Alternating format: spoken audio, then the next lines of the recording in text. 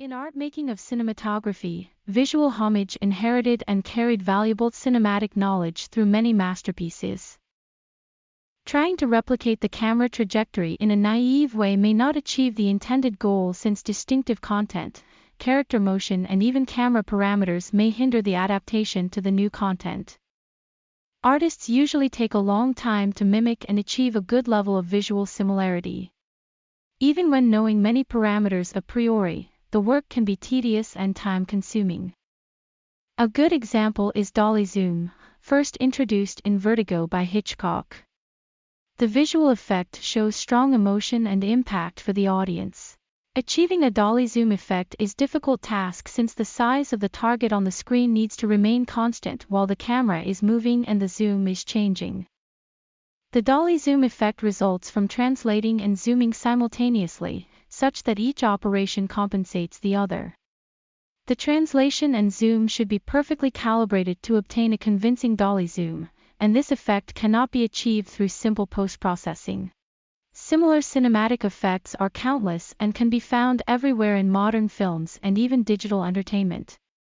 The question we raise in our work today is, can we achieve automatic cinematic transfer with the help of developed computer graphics and computer vision techniques? The answer is yes. This is why we introduce our work JAWS, tackling cinematic transfer given just a wild shot. We start with a dynamic nerve representation of a scene by taking multiple views as input, and that has the capacity to then synthesize views on different camera angles, time and focal length. Then, by giving an in-the-wild shot reference, we design two networks to extract character pose heat maps and optical flows from the reference and synthesized views separately. Finally, the losses of the two networks go through a sparse sampling guidance map. We use these differentiable components to then back-propagate the loss through the network to change the current camera and time parameters. By optimizing these cinematic parameters, camera motion, animation timing, and focal length, we show that we can achieve cinematic transfer from an in-the-wild reference shot to a new unseen scene in a nerve representation. Here we show more examples. Let's take a difficult example, the Dolly Zoom in 1975 JAWS by Steven Spielberg. We clearly see that the image's background are compressed and the foreground amplified, the signature of a Dolly Zoom effect, and we can indeed transfer these cinematic characteristics to a new scene. Another possible application of our work consists in using JAWS as a way to compute a cinematic sequence in a graphics engines, such as Unity, to generate a camera trajectory according to a reference shot.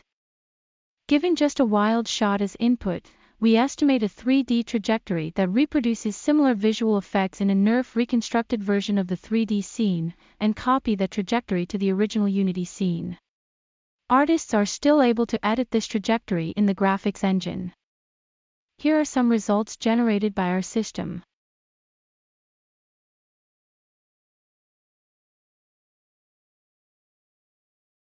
Here we show results of ablation on loss. We carry out our ablation by video copying task.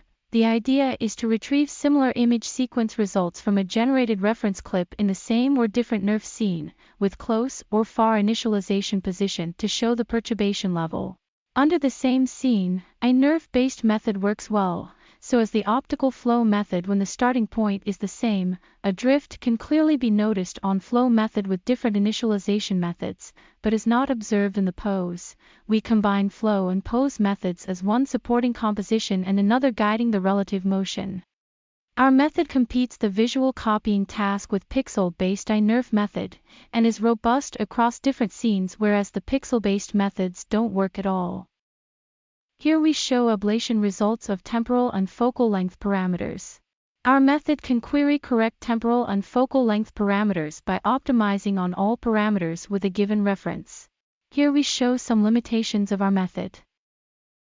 There are two main reasons limiting our system's performance. First, when the target character pose is very different to the reference one, undesired performance might be given as a compensation to the different pose. Second, when the character becomes unrecognizable due to rendering quality or lighting condition, the method may ignore the composition due to the lost characters.